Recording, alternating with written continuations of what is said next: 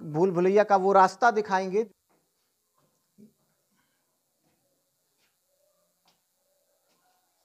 यहाँ पर भूल भुलैया का रास्ता है, काफी सकरी सीढ़ी है ये। दोस्तों, आज हम उत्तर प्रदेश के सीतापुर जनपद में आए हैं। आज आपको एक ऐसी इमारत दिखाने लाए हैं जो लखनऊ के बड़े इमामबाड़े की हूबहू कॉपी है। हमारे पीछे ये मक्का जमादार का बोर्ड लगा हुआ है। मक्का जमादार इमामबाड़ा आज आपको हम दिखाने लाए हैं, जो अपने आप में बेहद शानदार और बेमिसाल इमामबाड़ा है। इसको देखकर आपको लखनऊ के बड़े इमामबाड़े की याद आ जाएगी। इसकी जो दीवार दिख रही है अब इस समय जर्जर हालत में हो गई है, लेकिन उस समय की शानदार वास्तुकला और वैभवता को दिखाती है। और अंदर भी हम चल के आपको सभी कुछ यहाँ का दिखाएंगे और इसके निर्माण के पीछे क्या वजह थी वो भी बताएंगे, क्यों इसका निर्माण हुआ और कैसे निर्माण हुआ। अब यहाँ पर आए इमामबाड़े के मुख्य द्वार पे तो एक ऊंचा हमको मेहराब नुमा गेट नज़र आया। उसके ऊपर बुर्जियाँ थी जो अब करीब करीब गिर गई हैं, लेकिन इसकी जो वास्तुकला है देखने में इतनी शानदार है और इस पर जो नक्काशी की गई है हम इसको आपको क्लोज करके दिखाएंगे कि इस पर खूबसूरत नक्काशी की गई है। चूने का इस्तेमाल किया गया है और इस पर फूल जैसी आकृतियों को उकेरा गया है। ड्योढ़ियाँ जैसी है इसके अंदर। उस समय जो है सिपाही बैठते थे इसकी रखवाली के लिए। अंदर ये रास्ता जाता है और फिर हम अंदर की तरफ चलेंगे। सामने भी उसी तरह की हमको ये छोटी छोटी ड्योढ़ियाँ दिखाई दी हैं और इसके अंदर भी हम चल के देखेंगे। एक सीढ़ी भी नज़र आ रही है हमको, जो ऊपर जाने का रास्ता है दिखाने की कोशिश करेंगे, जो अब काफ़ी टूट फूट गया है। हम ऊपर चल के देखते हैं। काफ़ी सकरी सीढ़ी है ये। यहाँ पर हम आए तो यहाँ पर हमको एक बालकनी दिखी, प्रांगण यहाँ से दिख रहा है और यहाँ पर एक झरोखा लगा हुआ है। झरोखा यहाँ से सुरक्षाकर्मी बाहर का दृश्य देखते थे और सुरक्षा के लिए बैठते थे। एक मेहराब दिख रही है और काफ़ी खुला हुआ है। और भी हिस्सा हम चलते हैं, देखते हैं। जब हम मुख्य द्वार से आए हैं तो एक प्रांगण दिखा है इमामबाड़े का, ये काफ़ी अंदर आकर्षक है। और सामने का जो दृश्य आप देखेंगे लखनऊ के बड़े इमामबाड़े से बिल्कुल मिलता जुलता है और इस पे जो नक्काशी है वो बेहद शानदार है। इस इमामबाड़े के निर्माण के पीछे भी एक दिलचस्प कहानी है। नवाब आसिफुद्दौला को एक विदेशी मित्र ने मलमल का शानदार और कीमती कपड़ा दिया था। नवाब आसिफुद्दौला उसकी शेरवानी बनवाना चाहते थे। उस पर एक गुलाब का फूल कढ़ा हुआ था। नवाब आसिफुद्दौला की इच्छा थी कि ये गुलाब का फूल उस शेरवानी पर जो सिलाई जाए उनके सीने पर आए। तमाम दर्जियों को बुलाया गया, सभी ने उसको देखा, लेकिन उस डिज़ाइन को, उस फूल को उनके सीने पर बना पाने में अपनी असमर्थता जाहिर की। उसके बाद किसी ने बताया कि मक्का दर्जी के बारे में। मक्का दर्जी नवाब आसिफुद्दौला के दरोगा थे उस समय। उस दरोगा की पोस्ट को जमादार कहा जाता था। जब वो कपड़ा मक्का जमादार को दिखाया गया तो मक्का जमादार ने नवाब आसिफुद्दौला के लिए शेरवानी बनाई और नवाब आसिफुद्दौला की इच्छा के अनुसार उस पे जो गुलाब का फूल था उसके जो दिल के पास भी आया और अपनी योग्यता से उन्होंने उस कपड़े से उनके लिए एक टोपी भी बनवाई। जब नवाब आसिफुद्दौला ने उस शेरवानी को पहना बहुत खुश हुए और उन्होंने मक्का जमादार से कहा कि मांगो, तुम क्या मांगना चाहते हो, तुमको मुँह मांगा इनाम देंगे। तो मक्का जमादार ने कहा कि हमको कोई दौलत नहीं चाहिए, हमको इबादत के लिए एक इमामबाड़ा बनवा दीजिए।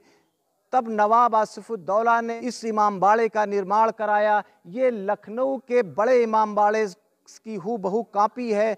लखनऊ का बड़ा इमामबाड़ा नवाब आसिफुद्दौला ने बनवाया था, उसी का छोटा स्वरूप ये नज़र आता है। और कहा जाता है कि इसमें एक भूल भुलैया भी है, वो भी हम आपको चल के दिखाएंगे। जो भूल भुलैया है यहाँ पर वो लखनऊ तक जाती है उसकी सुरंग, लेकिन इसकी हम सबसे पहले नक्काशी की बात करेंगे। लखौरी ईंट से बना हुआ चूने मिट्टी के मसाले से निर्मित है। इस पे जो शानदार नक्काशियाँ देखते ही बनती हैं, ये मुग़लिया वास्तुकला का एक बेहतरीन नमूना नज़र आएगा। जब हम अंदर आते हैं इमामबाड़े के, बिल्कुल लखनऊ के इमामबाड़े जैसी जो छत नज़र आएगी। इस पर जो फूल बने हैं इसकी पेंटिंग आज भी उतनी ही शानदार नज़र आ रही है। हालांकि रख रखाव के अभाव में ये इमामबाड़ा जर्जर होता जा रहा है, जगह जगह से इसमें टूट फूट हो गई है, लेकिन जो इस पे नक्काशियाँ की गई हैं बेहद खूबसूरत, दिलचस्प और आकर्षक नज़र आ रही हैं। अब ये इसका एक सहन है इमामबाड़े का, उसके अंदर भी एक हम चल के आपको दिखाएंगे। सामने ये जो नज़र आ रहा है एक चौड़ी दीवार के दर के बाद मक्का जमादार की कब्र है, यहाँ पर वो दफन है। यहाँ पर ये निशान लगा हुआ है, एक सिंबॉलिक सिस्टम है, इसके नीचे मक्का जमादार दफन है। और सामने ये इसकी जो मेहराब बनी हुई है, इस पे जो नक्काशी है, हर जगह पर अलग तरह की नक्काशी देखने को मिलेगी। हालांकि यहाँ पर हालात बहुत ख़राब हो चुके हैं। अगर इस इमामबाड़े की रख रखाव सही से नहीं हुआ तो आने वाले कल में एक शानदार धरोहर शायद अपना अस्तित्व खो दे। हम ऊपर चल के आप देखेंगे इसकी छत पर, और वो भूल भुलैया भी हम आपको दिखाएंगे जो अब बंद कर दी गई है। ये भूल भुलैया यहाँ से लखनऊ तक जाती थी। सबसे पहले हम आपको भूल भुलैया का वो रास्ता दिखाएंगे जो यहाँ पर था।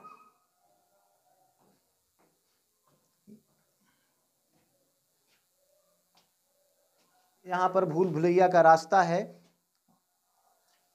और ये रास्ता अब यहाँ पर दीवार लगा के बंद कर दिया गया। हम कोशिश करेंगे आपको क्लोज करके दिखाएं। ये रास्ता बंद कर दिया गया है। यहाँ पर दो तरफ सीढ़ियाँ थी, हम एक सीढ़ी से जा रहे हैं ऊपर, और ऊपर देखते हैं यहाँ पर क्या है। लकड़ी और पत्थरों को सजो के बनाया गया है, ये घुमावदार सीढ़ी है। ऊपर चलते हैं। यहाँ पर भी एक झरोखा हमको दिख रहा है, प्रांगण का दृश्य यहाँ से देखा जा सकता है। इमामबाड़े के हम प्रथम तल पर आ गए हैं। यहाँ से काफ़ी सुंदर दृश्य देखने को मिल रहा है, और यहाँ पर भी वही स्थिति है, रख रखाव के अभाव में काफ़ी टूट फूट हुई है। सामने मैं आपको दिखाना चाहूँगा कि यहाँ पे काफ़ी झाड़ झंखाड़ निकल आई है रख रखाव और सफाई के अभाव में। लेकिन यहाँ की जो वास्तुकला है वाकई देखने लायक है। हम और ऊपर जा रहे हैं इमामबाड़े के दूसरे तल पर। इस इमामबाड़े के टॉप पर हम आ गए हैं, और सामने ये जो आपको एक चबूतरा जैसा दिख रहा है, ये चबूतरा नहीं है। जो छत को रोकने के लिए एक आर्किटेक्ट है, जिससे हवा के दबाव की वजह से छत रुकी हुई है। इसमें कोई भी सरिया या किसी भी तरह की धातु का इस्तेमाल नहीं किया गया है। अभी छोटी छोटी मेहराब आपको नज़र आएगी इसकी छत पर, और उसके ऊपर जो बुर्जियाँ बनी हुई हैं, और ये पूरी ऐसी गैलरी गई हुई है। वहाँ से भी एक रास्ता है, वहाँ तक भी हम चल के आपको दिखाएंगे, और यहाँ की जो बुर्जियाँ दिखाने की कोशिश करेंगे जो अब टूट फूट गई हैं। वहाँ पे जाना बहुत ज़्यादा उचित नहीं होगा, और आगे का हिस्सा हम आपको दिखाते हैं। पहाड़ी के दूसरे सिरे में जा रहे हैं, और वहाँ पर देखते हैं कि वहाँ और क्या है। हम नीचे उतरेंगे इसके।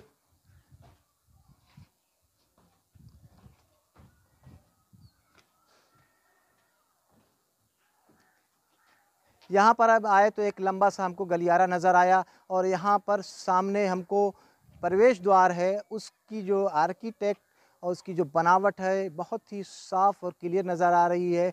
गोल घुमावदार ये मेहराब के ऊपर जो डिज़ाइन की गई है बेहद शानदार है। ऊपर जो बुर्जी है वो अब टूट चुकी है। किसी समय में यहाँ पर सोने की कलगी लगी रहती थी, लेकिन अब वहाँ पर नहीं है, सिर्फ उसमें एक छड़ नज़र आ रही है। और यहाँ पे सामने एक हिस्सा हमको दिख रहा है, वो भी हम आपको दिखाने की कोशिश करेंगे।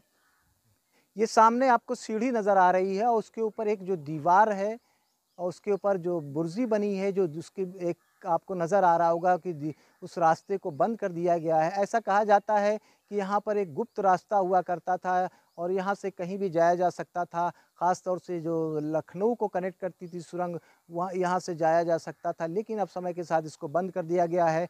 और सामने एक बेहद आलीशान मस्जिद नज़र आ रही है। इस मस्जिद की जो विशेषता है वो ये है कि इसका गुंबद जालीदार है, और इसकी जो मीनार है वो लहराती बल खाती हुई ऊपर एक डिज़ाइन की गई है। बेहद आकर्षक और शानदार ये मस्जिद सामने आपको नज़र आ रही है, ये भी उसी समय बनाई गई थी जब मक्का जमादार ने इस इमामबाड़े का निर्माण नवाब आसिफुद्दौला से कह के कराया था। तो उसी समय इस मस्जिद का भी निर्माण कराया गया था, जो अपने आप में बिल्कुल अनूठी और निराली मस्जिद है। ऐसी मस्जिद बहुत कम देखने को मिलती है। इसकी जो वास्तुकला है, जो इस पे नक्काशी है, बेहद अलग और लाजवाब नज़र आती है। आज हमने आपको उत्तर प्रदेश के सीतापुर जनपद का इमामबाड़ा दिखाया, जो बेहद शानदार और आकर्षक है। इसकी नक्काशी, इसकी वास्तुकला बेहद आकर्षक है। ये लखनऊ के बड़े इमामबाड़े की हूबहू नकल है। इसको भी नवाब आसिफुद्दौला ने बनवाया था। हमने सब कुछ आपको यहाँ पर बताया। दोस्तों, अगर आपको हमारा ये वीडियो पसंद आया तो हमारे चैनल को लाइक कीजिए, सब्सक्राइब कीजिए। इसी तरह के ऐतिहासिक स्थानों को देखने के लिए हमारे साथ जुड़िए। इजाज़त दीजिए आसिफ को, फिर मिलते हैं किसी नए स्थान पे किसी नए विषय के साथ। तब तक के लिए जय हिंद, जय भारत।